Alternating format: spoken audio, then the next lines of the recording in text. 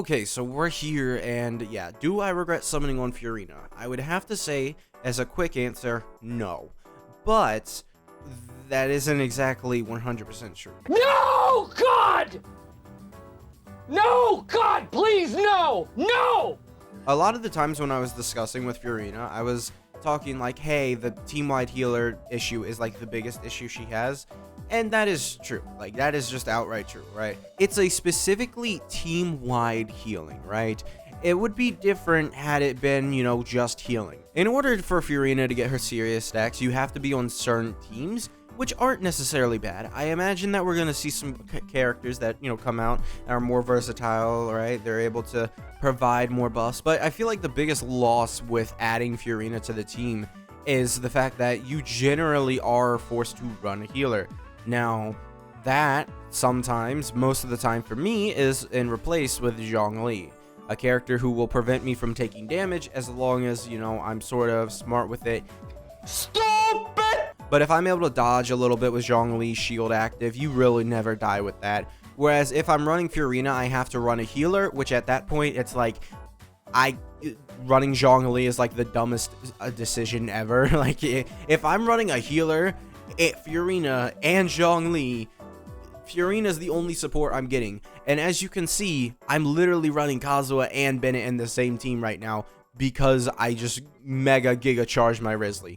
Now, if I were to run an off-field damage support like Shangling, that could be my third option, right? But I have to run that healer, which is a huge thing. And it can't be a regular healer, right? It's not just a healer. Why are you the way that you are? I'm lessening up on that restriction where I'm like, okay, I hate that restriction. It's awful because I have a good feeling that they're going to, add more healers to help Furina. Furina is like on the level of Zhongli's divisiveness. Like I could have seen them, publishing something saying like, oh yeah, we're gonna buff them. Because that initial video where I was like, is Furina the worst Archon? When released, let's make sure we got that right. That video still didn't get nearly as many dislikes as I would expect it to. And it's because of a lot of people just immediately going, yeah, I can literally look. And it has over 50%. It's very little. Like, it's 101 versus 98 dislikes, right? So clearly people like to defend Furina, but still, there is enough people out there to say that, this isn't like a clear-cut case for them because people really, really hate this healing restriction. So, the way that Genshin can sort of circumvent that, but not like, actually buffer and admit them their fault, right? They could just make a lot better team-wide healers. And I think the best team-wide healer right now in the game is Baizhu. Because as of right now, Jean and Baizhu are like the #1 healers to run with Furina. One, because Baizhu is literally a buffing character, right? He's a buffing character.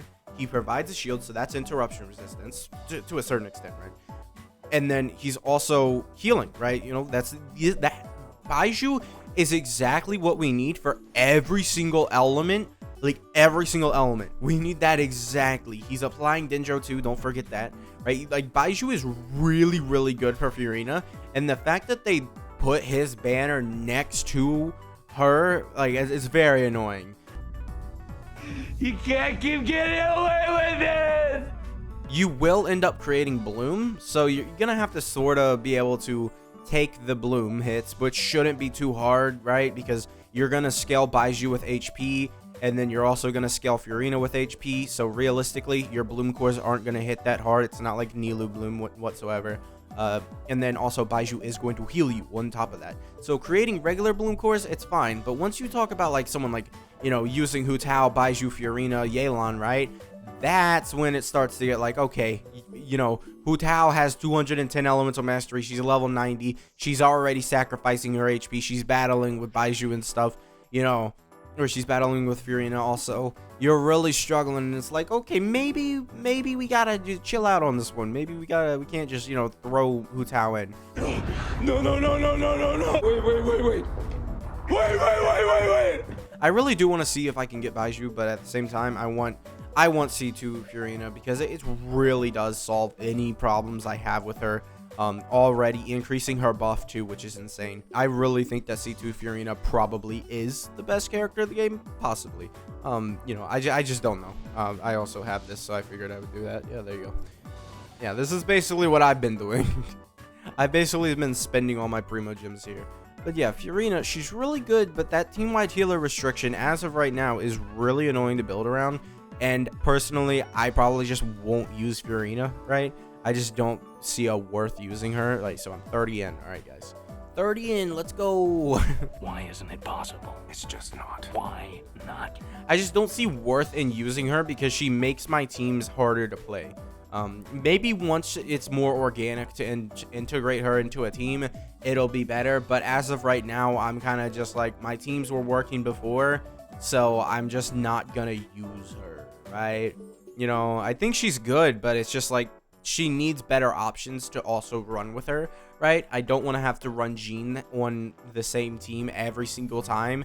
And, you know, Jean plus, you know, Nevi isn't really great.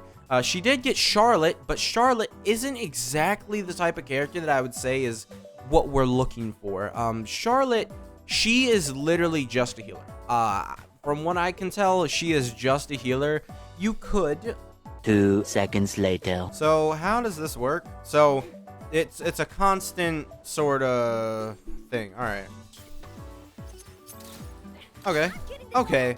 Yeah, I think Charlotte could definitely work looking at this. Yeah, I think you could get some good damage out of her because that, by the way, is going to be buffed by Furina. Furina does help out quite a bit for sub DPS teams. Oh yeah, it's all coming together. Which is why I consider Mono Hydro her best team, alongside the fact that Mono Hydro basically covers up any flaws that she has as you're using Kokomi on field, which, you know, you can't exactly do. Like, if you consider Kokomi a team-wide healer for Furina, it's basically only in teams that you're already running her on field, right? That's the only time, right? You can't really consider Kokomi a team-wide healer anywhere else. By the way, new viewers, I don't like Kokomi. This was just because I had to make amends with the Kokomi mains, alright? There's a lot of lore and history that goes beyond that. I've seen some things. Maybe I'm underrating Charlotte. You know, Charlotte mains, you know, help me out. Tell me, you know, how good is she with Furina, as I have not been able to build my Charlotte as I've been focusing on Furina. Another thing is that if we do get another character that's like Nevi and it can't like actually get the 300 stacks by himself to where you can run Zhongli in that slot to make sure he has that interruption resistance, right? I would say, you know, that's gonna be pretty annoying to run Furina with, and I probably would just choose not to run Furina with him. The inner machinations of my mind are an enigma. But yeah, overall, I think I've said basically everything I wanted to say about Furina. She's kind of, you know, she's good, but I personally right now, she's just not good enough for me to, you know, be like, oh my god, I have to add her to my teams, bro. She's insane. It's not like when I got Kazuha and I just started adding him to every single team. You know, Furina just sort of feels like a really strong, normal character. She doesn't feel like the Archon, which we can have a whole, you know, issue about that where she's like, I won't go into spoilers for the story, never mind. Yeah, so yeah, that's gonna be it for this video. Make sure to subscribe, and I will see you guys next time.